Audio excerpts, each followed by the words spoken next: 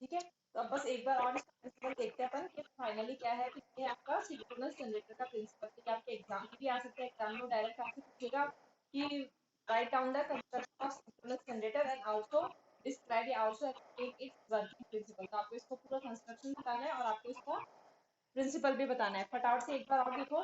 देखो क्या होगा, ये आपका रोटर है, यहाँ आपका स्टेटर है। रोटर के अपन एक वाइंडिंग काउंट करेंगे, तो अपन बोलेंगे फील्ड वाइंडिंग, या फिर इसको अपन बोलेंगे रोटर वाइंडिंग। यहाँ से इस वाइंडिंग के इस दो टर्मिनल निकलेंगे, वाइंडिंग इस तरह से काउंट होगी। ये रोटर, स्टेटर, यहाँ से वाइंडिंग इस तरह से ये है। ये हो गई आपकी रोटर वाइंडिंग, या फिर इसको आप कह दो फील्ड। ठीक है, यहाँ पे अपन डीसी सप्लाई देते हैं। जैसे ही आप यहाँ से डीसी दोगे, यहाँ पे करंट फ्लो होने लग जाएगी, और यहाँ पे इस तरह से फोर्स क्रिएट हो जाएगी। एन एस एस, इस तरह से आपने उसको बाउंड किया, उस हिसाब से आपके पोल्स क्रिएट हो जाएंगे। जितने भी आप करना है उस हिसाब से अपन बाउंड कर देंगे। इस तरह से पोल बन गया। अपन क्या करते हैं, प्राइम मूवर की हेल्प से रोटेट करेंगे। जैसे ही रोटेट करेंगे, ये पोल्स भी रोटेट होने लग जाएंगे। इस तरह से पोल्स रोटेट होने से क्या होगा, आपके पास यहाँ पे एक रोटेटिंग मैग्नेट क्रिएट हो जाएगा। ठीक है, अब उसके बाद में क्या है, अपने स्टेटर है, उसके अंदर आपके पास वाइंडिंग है। तो स्टेटर की वाइंडिंग को बोलते हैं अपन आर्मेचर वाइंडिंग। अब ये स्टेटर स्टेशनरी है, तो आपको पता है फैराडे का लॉ क्या कहता है कि अगर एक कंडक्टर है, अगर यहाँ पे आपका एक कंडक्टर है, उसके अंदर मैग्नेटिक फील्ड इस तरह से है, ये मैग्नेटिक फील्ड रोटेट हो रहा है। अभी कंडक्टर दिखेगा तो इसको एस दिखेगा, तो भाई मेरी साइड में एस वाला पोल है। जैसे ही आप इस कंडक्टर को इस तरफ रोटेट कर दोगे, क्या होगा, आपके पास यहाँ पे एस आ जाएगा, यहाँ एन आ जाएगा। तो अभी देखिएगा मेरे पास तो एन साइड वाला पोल है, तो ये जब देखेगा तो इसको क्या लगेगा, फ्लक्स में चेंज हो रहा है। और according to Faraday law, whenever there is a change in flux, जब इसमें चेंज होता है तो क्या होता है, ईएमएफ प्रोड्यूस होता है। तो अपने स्टेटर में एक ईएमएफ प्रोड्यूस हो जाएगा, करंट फ्लो होने लग जाएगी, और एक करंट अपन आउटपुट में निकालेंगे। तो ये है आपका बेसिक जनरेटर का प्रिंसिपल। ठीक है, बस कंफ्यूज बच्चे किसी को होता है, उनको समझ नहीं आता आर्मेचर वाइंडिंग कौन सी, वाइंडिंग कौन सी। तो याद रखना, आप हर मशीन में अलग अलग होती है बेटा। अगर आप जनरेटर में पढ़ोगे तो इस मशीन में हो सकता है मैं आपको ये बोलूँ कि यहाँ पे वाइंडिंग है, उसका नाम है, तो ऐसे करके। लेकिन अभी अपन सिंक्रोनस जनरेटर पढ़ रहे हैं ना, तो आपके लिए इसका ध्यान रखना। अभी सिंक्रोनस जनरेटर में ध्यान रखना, इस रोटर के ऊपर जो भी वाइंडिंग है, इसको अपन बोल रहे हैं फील्ड वाइंडिंग, क्योंकि ये यहाँ पे मैग्नेटिक फील्ड बना रही है। वाली वाइंडिंग क्या करिए, मैग्नेटिक फील्ड बना रही है, तो इसको बोलेंगे फील्ड वाइंडिंग। इस स्टेटर के ऊपर जो भी वाइंडिंग है, उसको अपन बोलेंगे आर्मेचर वाइंडिंग। आर्मेचर वाइंडिंग वो होती है जहाँ से अपन आउटपुट लेते हैं। तो अपन स्टेटर से आउटपुट लेते हैं, तो अपन स्टेटर के ऊपर जो वाइंडिंग है उसको बोलेंगे आर्मेचर वाइंडिंग। तो ये है इसका सिंपल प्रिंसिपल।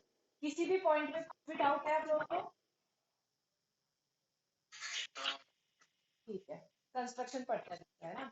अब देखो जो अपन ने पढ़ा है वही कुछ लिखा है, DC current is apply to the rotor winding. DC current कहाँ पे देते हैं अपन, रोटर वाइंडिंग को। तो उससे क्या होता है, एक रोटेटिंग मैग्नेटिक बनता है। जब अपन उसको प्राइम मूवर की हेल्प से रोटेट करते हैं, तो अपना रोटेटिंग मैग्नेटिक भी रोटेट होने लग जाता है। और ये क्या करता है, स्टेटर में भी वोल्टेज करता है, और स्टेटर से अपन आउटपुट ले लेते हैं। तो ये तीन लाइन में हो गया आपका, लेकिन आपको उसको अच्छे से एक्सप्लेन करना है। अब देखो, फील्ड वाइंडिंग क्या है, रोटर पे अपन माउंट करेंगे, रोटर पे मैग्नेटिक फील्ड प्रोड्यूस करते हैं, वो फील्ड वाइंडिंग क्या है। आर्मेचर वाइंडिंग क्या है, जहाँ से मेन वोल्टेज होता है, जहाँ से अपन आउटपुट लेते हैं, उसको बोलते हैं आर्मेचर वाइंडिंग। अब देखो, अब ये कह रहा है इसका कंस्ट्रक्शन में कि बेसिकली क्या होता है, स्टेटर तो सेम है, स्टेटर पे तो आर्मेचर वाइंडिंग माउंट करनी है, लेकिन रोटर है वो दो टाइप के हैं। जैसे अपने इंडक्शन मोटर में भी अपन ने पढ़े थे कि रोटर दो टाइप के होते हैं, हालांकि वैसे ही अपने सिंक्रोनस में भी रोटर दो टाइप के होता है। एक होता है सेलिएंट पोल, और एक होता है नॉन सेलिएंट पोल। इस नॉन सेलिएंट पोल को अपन क्या बोलते हैं, सिलेंड्रिकल भी बोलते हैं। सिलेंड्रिकल रोटर, सिलेंड्रिकल, किस सिलेंडर की शेप में होता है वो, इसलिए इसको सिलेंड्रिकल रोटर बोलते हैं। समझ लो ना, दो टाइप के होते हैं हमारे पास, सेलिएंट पोल और नॉन सेलिएंट पोल। अब देखो क्या लिखा है इसमें, the rotor of the synchronous generator is a large electromagnetic and magnetic force on the rotor can be the salient. ठीक है, अब देखो अभी बताएगा सेलिएंट मतलब क्या होता है। सेलिएंट मतलब होता है कोई चीज उभरी हुई होती है ना, उसको बोलते हैं अपन सेलिएंट। अब देखो किस तरह से होता है इनका कंस्ट्रक्शन।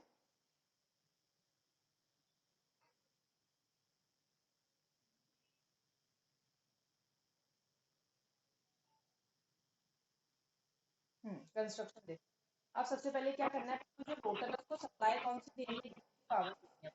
तो रोटर को डीसी पावर देंगे तो उसपे पोल्स बन जाएंगे। स्टेटर में क्या होगा, स्टेटर में अपन को थ्री फेज वाइंडिंग कनेक्ट करनी है, वहां से अपन को ईएमएफ जनरेट भी मिलेगा।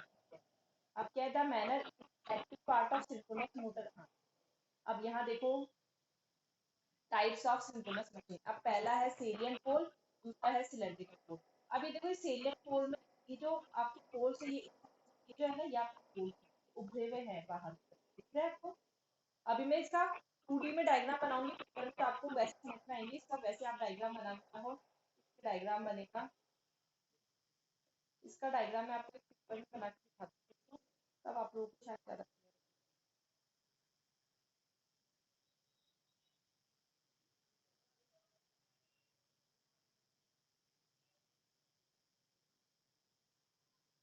हो। देखो इसका पेपर में डायग्राम बनाना होगा आपको। जैसे आप जब इस आपकी बुक्स में देखोगे ना, तो आपको बुक्स में ये वाला डायग्राम मिलेगा। ये जो बाहर वाला राउंड है ये जो है आपका स्टेटर, और ये जो अंदर है ना इस तरह से, ये आपका रोटर है। तो ये रोटर तो है, लेकिन इसके अंदर ये देखो पोल जैसे बाहर की तरफ है, ये वाली पोल है।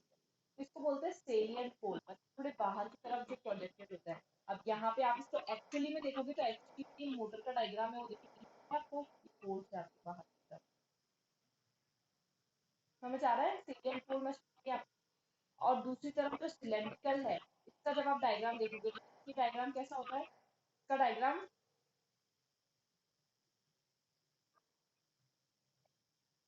यहाँ से कुछ डायग्राम ऐसा होता है।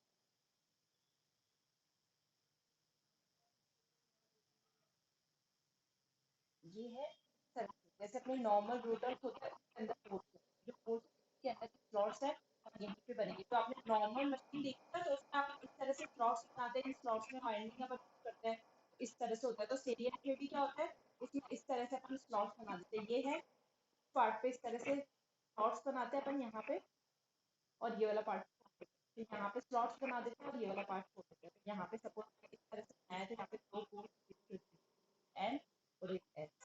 अगर ये स्ट्रक्चर मैंने इस तरह से बना दिया कि ये ये यहाँ पे छोड़ ये ये ऐसे, तो यहाँ पे हो जाएगा एन एस एन और एस। मतलब तुम समझ पा रहे हो ना कि जैसे होंगे। ये देखो ये आपका इसका है सिलेंड्रिकल का डायग्राम। इसके रोटर के अंदर की तरफ स्लॉट्स बने होते हैं और इस स्लॉट्स के अंदर अपन वाइंडिंग पुट करते हैं। जो आपकी नॉर्मल मशीन आपने अपने करते हैं ये होती है आपकी सिलेंड्रिकल वाली। और जो एक्स्ट्रा स्पेशल है वो है आपकी सेरियल पोल। इसमें देखो ये जो पोर्ट्स है ना वो इस तरह से बाहर की तरफ इस तरह से डिजाइन होते हैं। समझ आ रहा है आपको ये?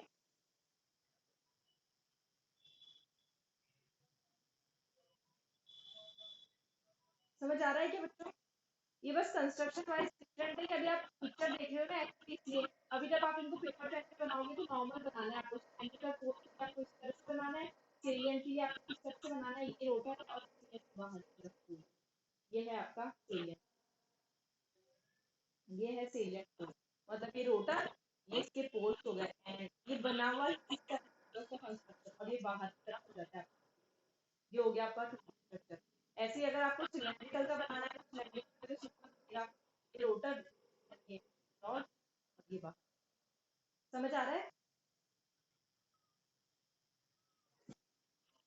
जहाँ कंफ्यूजन लगे, जो चीज समझ में नहीं आया वो बताना मुझे। तो अभी अपन ने क्या पढ़ा है कि अपन ने इसका प्रिंसिपल पढ़ लिया। अब कंस्ट्रक्शन में अपन ने देखा है कि रोटर को अपन को डीसी वाइंडिंग देनी है, स्टेटर से अपन को आउटपुट कलेक्ट मिलेगा, 3 आउटपुट मिलेगा। अपन ने देखिए कितने टाइप के रोटर है, तो एक होता है सेरियल पोल और एक होता है सिलेंड्रिकल। अब इसका नाम नॉन सेरियंट भी है, इसका नाम सिलेंड्रिकल भी है, इसका नाम राउंड रोटर भी है। अभी अपन आगे डिटेल में पढ़ेंगे और समझ में आएगा आपको। अब देखो सेलियंट पोल सिंक्रोनस जनरेटर के बारे में अपन पढ़ रहे हैं, इसकी क्या क्या कैरेक्टरिस्टिक है। तो बेसिकली आप देखोगे तो आपका हाइड्रो टरबाइन होता है ना, जहाँ पे आपके पानी से वो, जहाँ पे जैसे समुद्र किनारे जो आपका जनरेटर लगे होते हैं, जो waves आती है आपकी, इस तरह से जो वेव्स उसकी एनर्जी का यूज करके जब अपन वो क्रिएट करते हैं इलेक्ट्रिकल एनर्जी, तो हाइड्रो जनरेटर जो होता है उसमें इसका बहुत ज्यादा यूज होता है। तो बेसिकली ये क्या है, लो स्पीड पे वर्क करते हैं। अब लो स्पीड क्यों वर्क करेंगे? इसके अंदर क्या होता है, नंबर ऑफ पोल्स ज्यादा होता है। अब अपन को पता है कि सिंक्रोनस स्पीड का फॉर्मूला क्या होता है, एन एस इक्वल्स टू क्या होता है, बताओ सिंक्रोनस स्पीड का क्या फॉर्मूला है, एन एस इक्वल्स टू,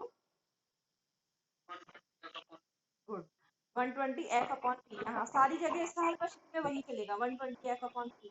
अब अगर मैं आपको कह दूं कि फ्रीक्वेंसी तो आपकी फिक्स है 50 हर्ट्ज है, ये भी फिक्स है। अब अगर मैं इस पोल की नंबर ऑफ पोल्स ज्यादा कर दूंगी, ये वाली चीज क्या होगी? हाँ कम, जैसे कि मान लो यहाँ पे मेरे पास x है, ठीक है। अब यहाँ पे तो मेरे पास एक चीज फिक्स है 1, अब यहाँ पे अभी लिखा हुआ है 10, तो आपके पास x की वैल्यू कितनी है? 0.1। अब अगर इसी चीज को मैंने 100 कर दिया तो x की वैल्यू कितनी आएगी? 0.01 आएगी। तो जैसे जैसे मैं ये नीचे वाली बढ़ाऊंगी वैसे वैसे मेरी ऊपर वाली चीज कम होती जाएगी, क्योंकि इनवर्सली प्रोपोर्शनल है ना ये, और ये तो डायरेक्ट प्रोपोर्शनल है। अगर मैं ऐसे बोलती हूँ कि x इक्वल्स टू यहाँ पे 1 है और यहाँ पे 10 है, अब मैं कह रही हूँ कि आप इसको बढ़ाओ तो इस पे क्या फर्क पड़ेगा? इसको तो कुछ मत करो, केवल इसको बढ़ाओ, तो ये और ये तो दोनों प्रोपोर्शनल में है, आप ये बढ़ाओगे तो ये बढ़ जाएगा, ठीक है। लेकिन अब मैं क्या कह रही हूँ आपको इसको तो चेंज नहीं करना है, क्योंकि ये तो आपकी फ्रीक्वेंसी है, ये तो 50 हर्ट्ज ही रहेगी। तो अपने पास क्या फॉर्मूला है?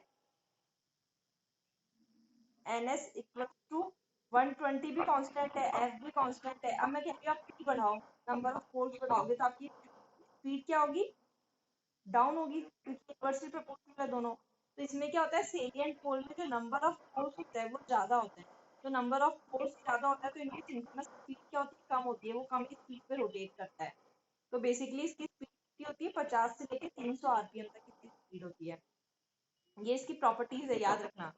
नेक्स्ट पॉइंट है, a large number of poles are required. अब इसमें बहुत सारे पोल्स होते हैं, जैसे यहाँ पे 4 पोल्स है, जैसे 8 भी हो सकते हैं, यहाँ पे 12 भी हो सकते हैं, इस तरह से यहाँ पे 4 पोल्स बना रखे हैं, ठीक है।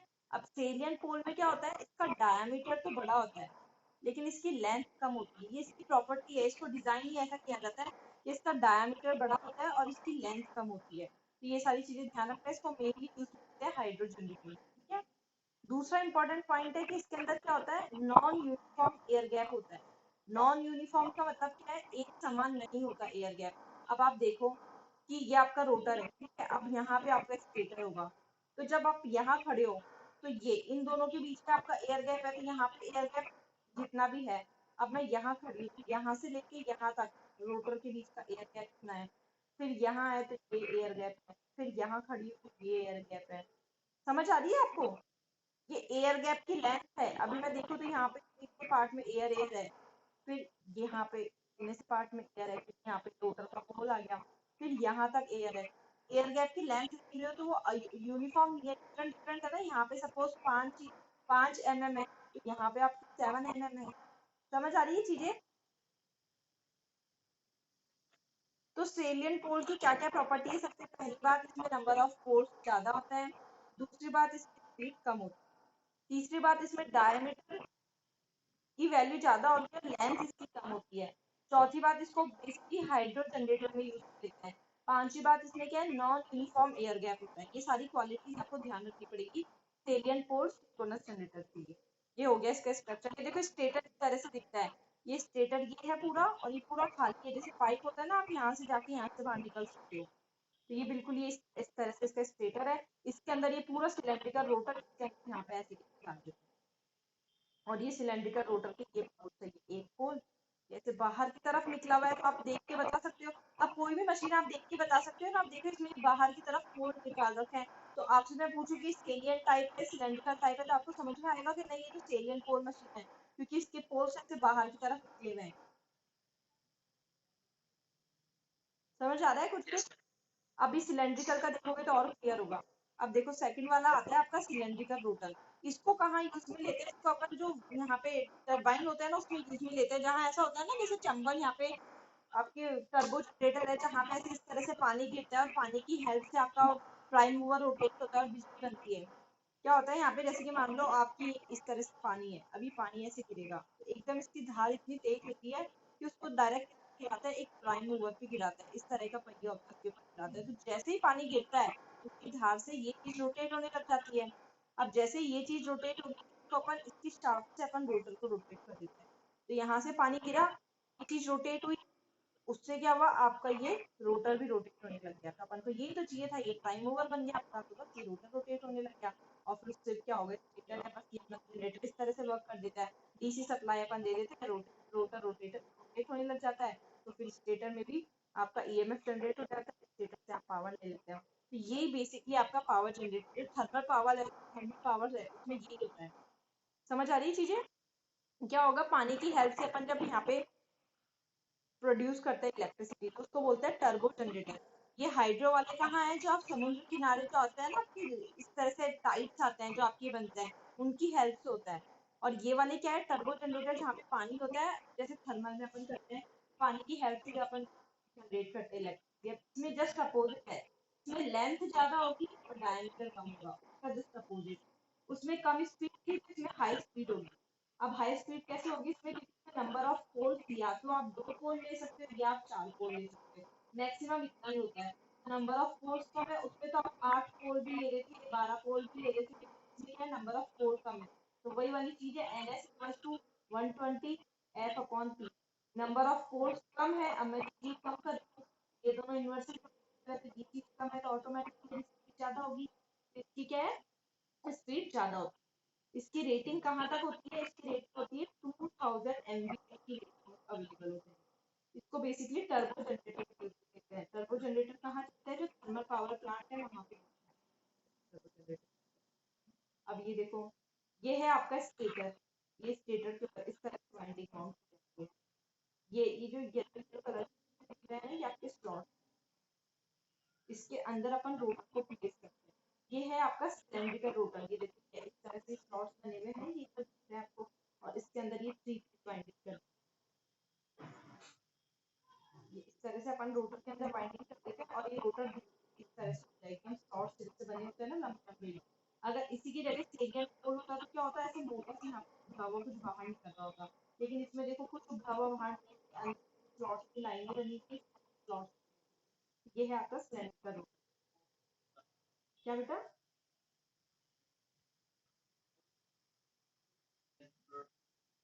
आवाज नहीं आई बेटा, आप आपसे बोले सर।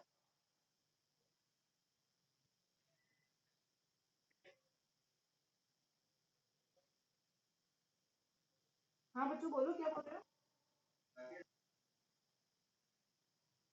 मुझे बिल्कुल आवाज ठीक नहीं आ रही है, बोल रहे हो? एक बार फिर से बोलो। अच्छा, नहीं पोल्स कैसे चालू है, क्या है, ये पोल्स नहीं है, ये देखो, तुमको ये ना इस तरह से बने हुए हैं।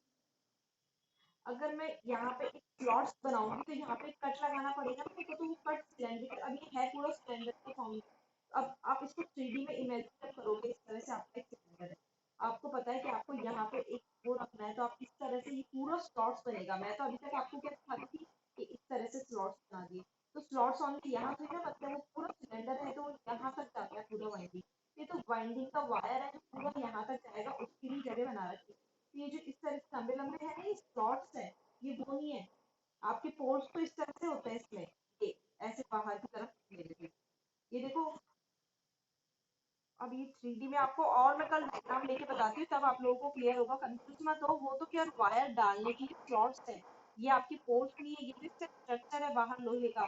पोर्ट्स तो अलग अलग मटेरियल के बनते हैं, अगर पोर्ट्स होते तो मैग्नेटिक मटेरियल के बनते थे, ये चीज भी सेम है, ये चीज भी सेम है। तो ये तो अपन ने स्ट्रक्चर ऐसा बनाया है कि भाई इस तरह से इसको ऐसे स्लॉट्स बनाए इसके अंदर, ताकि अब अंदर की तरफ जो होल बनेगा उसके अंदर आप वाइंडिंग प्लेस कर सको। अगर यहाँ पे आपकी जगह पोर्ट्स होते ना, तो अलग मटेरियल के यहाँ पे होते आपको, जैसे कि इसमें दिख रहे थे। ये देखो, ये आपका रोटर अलग मटेरियल से बना हुआ है, और पोल्स आपको अलग ही मटेरियल के दिखती है। पोल्स तो मैग्नेटिक मटेरियल के होते हैं, वो स्टील के थोड़ी ना बने होते हैं, तो आपको ऐसे थोड़ी ना दिखते। अब यहाँ देखो, रोटर का जो मटेरियल है वही तो है, ये तो आपका कंस्ट्रक्शन है, ये पोल्स नहीं है ये। समझ आ रहा है? हाँ लोकेश, तो एक बार आप और स्ट्रक्चर देखना है इसका, एक बार सिंक्रोनस जनरेटर का। ये आपका इस तरह से बना हुआ है, ये आपका जो रोटर है, यहाँ पे मैंने एक स्लॉट डालने के लिए इसको इस तरह से कट किया है, ताकि मैं इसके अंदर क्या वाइंडिंग प्लेस कर सकूं। ये मैंने इस तरह से बना रखा है। यहाँ पे एक पूरा वायर डालूंगी, तो उसको घुमा के इस तरह से दूसरी तरफ से इससे लेके आऊंगी, इस तरह से उसकी वाइंडिंग होती है। तो ये तो उसका स्ट्रक्चर है, अगर यहाँ पे पोल्स होते तो आपको अलग से दिखते, तो ये पोल्स नहीं है आपको। अब अपन को देखना है, एक बार प्रिंसिपल ऑफ ऑपरेशन रखा है तो, the rotor of the generator is given by a prime mover. Rotor को कैसे घुमाते हैं अपन, प्राइम मूवर से। A DC current is flow in the rotor winding which produce rotating magnetic field within the machine. आपने DC current तो magnetic field बन गया और आप उसी को घुमा रहे हो तो मैग्नेटिक फील्ड भी घूमने लग जाएगा। The rotating magnetic use a 3 voltage in the stator winding of the generator. अब देखो जैसे ये वाला है, ये क्या है आपका, सिलेंड्रिकल है। यहाँ देखो ये जो लंबे लंबे बने हुए हैं ना, यहाँ पे तो वाइंडिंग प्लेस करता है। अगर यही चीज आपका अब वो होता ना सेलिएंट पोल, तो आपको ये बाहर से दिख जाता। ये भी आपका सिलेंड्रिकल है। नेक्स्ट देखो, नेक्स्ट आता है आपका इलेक्ट्रिकल फ्रीक्वेंसी। अब अपन को पता है इलेक्ट्रिकल फ्रीक्वेंसी क्या है। Electrical frequency produce Electrical frequency produced is locked or synchronized to the mechanical speed of rotation of synchronous generator।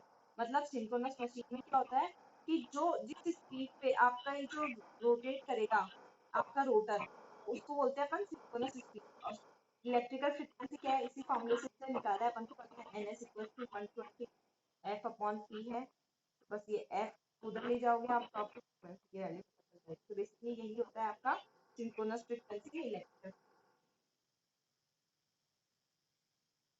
Next चीज है आपका जनरेटेड वोल्टेज। अब देखो जो इसमें जनरेटेड वोल्टेज है वो इस फॉर्म में होता है। अब कैसे आया है ये भी अपन ट्राई करेंगे। बाकी इसका जनरेटेड फॉर्मूले ईएमएफ का फॉर्मूला ये होता है आपके पास। अब देखो EMF equation of an alternator. EMF equation कैसे निकालते हैं अपन, इक्वेशन कराऊंगी इसके बारे में बस। ईएमएफ इक्वेशन कैसे निकालते हैं, ईएमएफ इक्वल टू होता है D five upon D T. मतलब टोटल चेंज इन फ्लक्स और कितने टाइम में चेंज हुआ, तो ये देखना है अपन को। अब जैसे कि अपन बात करें अपना रोटर है, यहाँ पे उसमें 4 पोल है, ये है एन, ये है एस, ये है एन, ये है एस। तो जैसे ही अपना कंडक्टर यहाँ से पास हुआ तो 5 फ्लक्स आ गया। फिर इस वाले पोल में आया तो अगेन 5 आ गया। इस वाले पोल में आया अगेन 5 फ्लक्स हो गया। इस वाले पोल में आया अगेन 5 फ्लक्स हो गया। तो जैसे जैसे हर एक पोल को क्रॉस करेगा वो वैसे वैसे उसमें 5 फ्लक्स डेवलप हो जाएगा। एक पूरे राउंड में कितना फ्लक्स आया उसके बाद 5 फ्लक्स जनरेट हुआ उसके पास। समझ आया, एक पूरा राउंड करने में इसमें कितना फ्लक्स आया इसके पास, 4 ऑफ फ्लक्स। इतना फ्लक्स जनरेट किया, समझ आ रही है। अगर यहाँ पे 6 पोल होते तो कितना जनरेट करता है वो, 6 ऑफ फ्लक्स। जैसे ही वो एक पोल से पास करता है, ये एक पोल को जैसे ही क्रॉस करेगा, एक पोल का है आपके पास 5 फ्लक्स, इसको क्रॉस किया 5 जनरेट हुआ। फिर वही वाइंडिंग जब यहाँ आई तो 5 जनरेट हुआ, फिर यहाँ आई तो 5 हुआ। एक पूरे राउंड में कितना आया, 4 ऑफ 5 आया उसके पास। समझ आ रही है चीज। अगर यहाँ पे मान लो पी नंबर ऑफ, तो अब जब अपन इसको जनरल इक्वेशन के फॉर्म में लिखेंगे तो जनरल इक्वेशन में मैं आपको बोलूंगी मेरे पास पी नंबर ऑफ पोल्स है, तो टोटल फ्लक्स कितना जनरेट हुआ,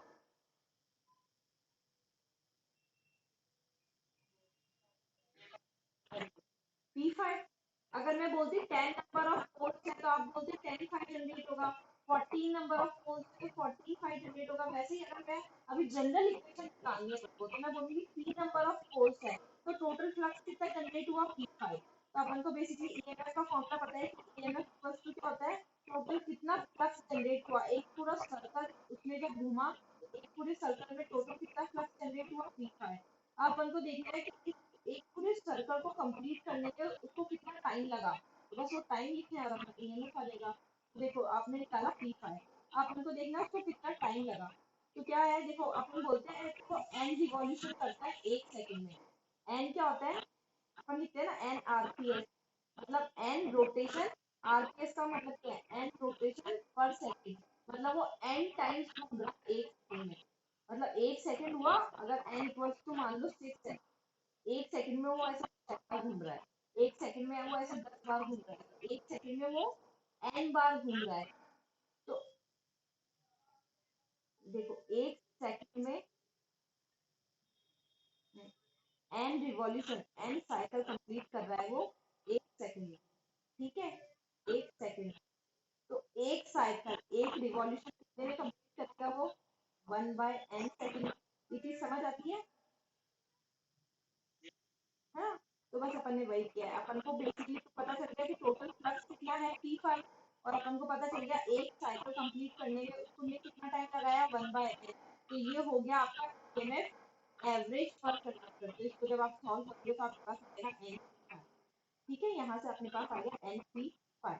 अब यहाँ से इसने क्या किया, ये वाली इक्वेशन आपको पता है कि NS इक्वल्स टू होता है 120 F अपॉन P। तो यहाँ से इसने क्या बोला, इस N और P की जगह अपन क्या रख सकते हैं,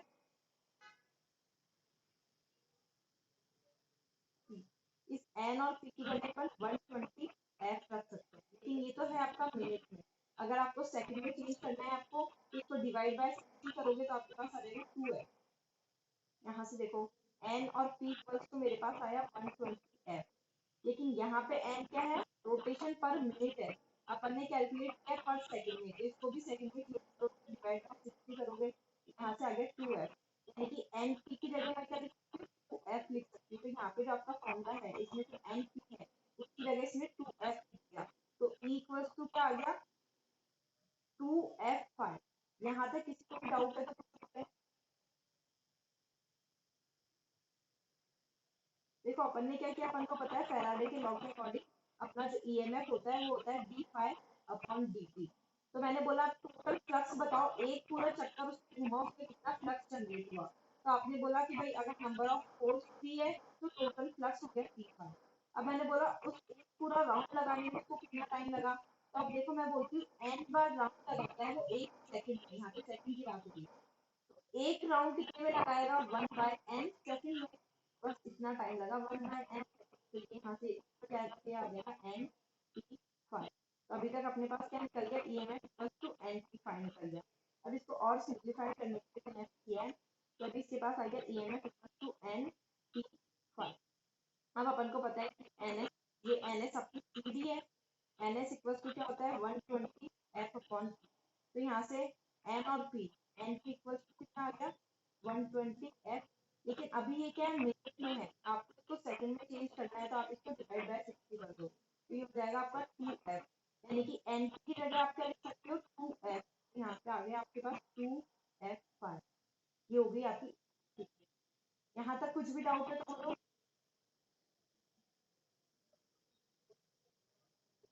हाँ बच्चों, किसी को भी कुछ भी डाउट है कि यहाँ तक, ईएमएफ पर कंडक्टर इक्वल टू 2 ये इम्पोर्टेंट है, आपके सिलेबस में बाय नेम मेंशन है कि EMF equation of cylindrical rotor, ये बिल्कुल बाय नेम और क्वेश्चन भी आने की पूरी पूरी चांसेस है अगर आरटीओ एग्जाम होते हैं तो आप लोगों के, और नहीं भी होंगे तो कुछ तो होगा ही, तो ध्यान रखना। ईएमएफ इक्वेशन तक में कुछ भी डाउट है, ये कैसे आया इक्वल्स टू 2 f, डाउट है तो बोलो, हम फिर से देख लेंगे।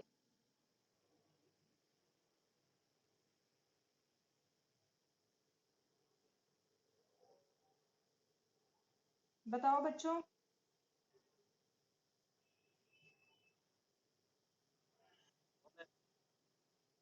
बाकी और भी तो है, लोकेश, बेटा समझ आ रहा है, लोकेश के अलावा, हाँ लोकेश के अलावा बुद्धि सैन, धीरज, हरकेश बोलो।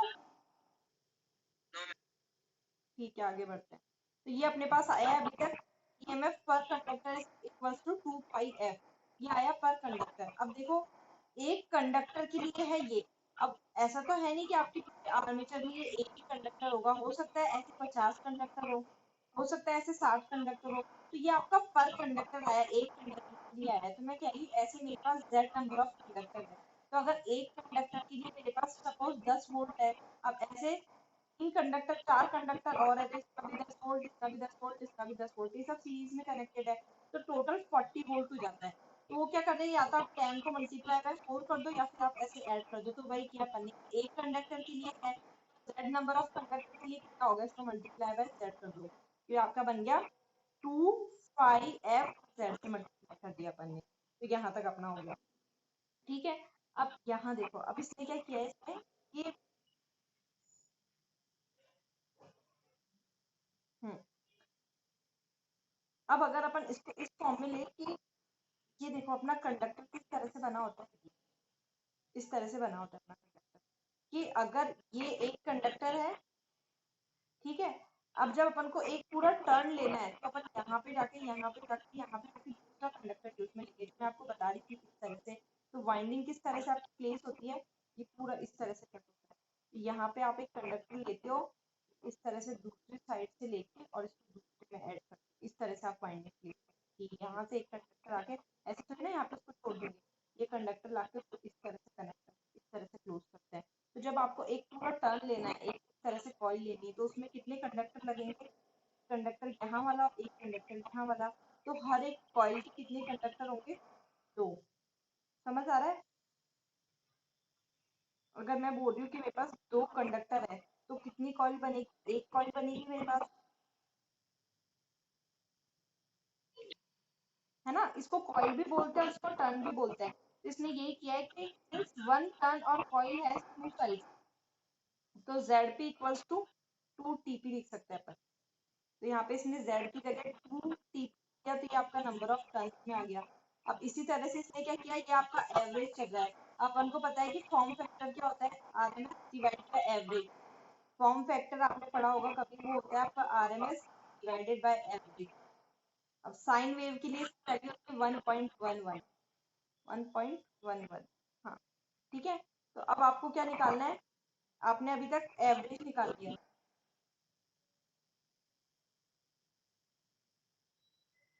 यहाँ देखो form factor equal to RMS upon average, इस फॉर्म फैक्टर की वैल्यू आती है आपके पास 1.11।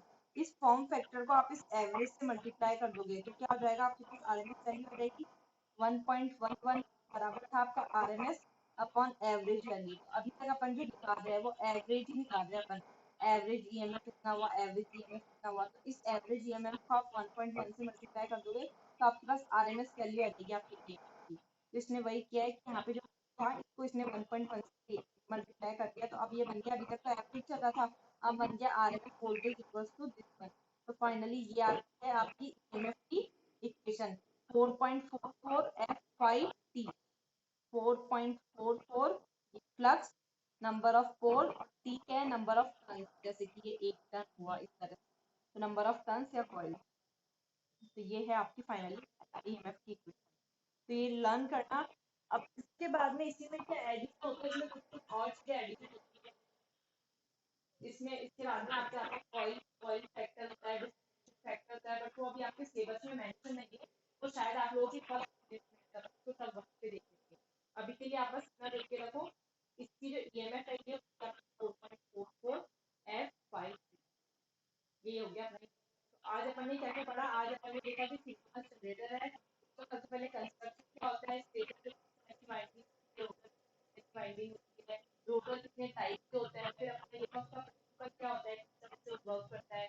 फिर 2 टाइप के होते हैं, सिंगल पोल और सिलेंड्रिकल पोल। सिंगल पोल की प्रॉपर्टी देखी अपन ने, देखा कि स्पीड कम होती है, नंबर ऑफ पोल ज्यादा होता है, उसके डायमीटर ज्यादा होता है, लेंथ कम होती है, हाइड्रोजन आता है, वो एयर गैप नॉन फॉर्म होता है। फिर अपन ने देखा सिलेंड्रिकल के बारे में, कि सिलेंड्रिकल में जैसा अपोजिट है, लेंथ ज्यादा होगी, डायमीटर कम होगा, स्पीड की ज्यादा होगी, एयर गैप भी उसका यूनिफॉर्म होगा, हाई स्पीड पे भी ऑपरेट होगा वो। देन अपन ने देखा कि सिंक्रोनस स्पीड का वही फॉर्मूला है ns equals to 120 f upon p। फिर उसके बाद में अपन ने देखा कि nf इक्वेशन फाइंड आउट करते हैं, तो वही फैराडे का law to D by dt को टोटल फ्लक्स निकाला, टोटल टाइम निकाला, टोटल फ्लक्स आया p फाई, टाइम आया 1 बाय n, आंसर अपने पास आ गया फाई। n p फाई की जगह अपन ने f फाई। अब ये एक कंडक्टर के लिए था, टोटल कंडक्टर के लिए Z कर दिया था। फिर टर्न्स निकाले तो यहाँ पे 2 से मल्टीप्लाई कर दिया तो ये और एक्सेस कर दिया। अब इसके बाद में इसको 1 से मल्टीप्लाई कर दिया तो इस तरह से ये हो गई। आज के लेक्चर में कुछ भी डाउट है, कुछ भी चीज रिपीट करनी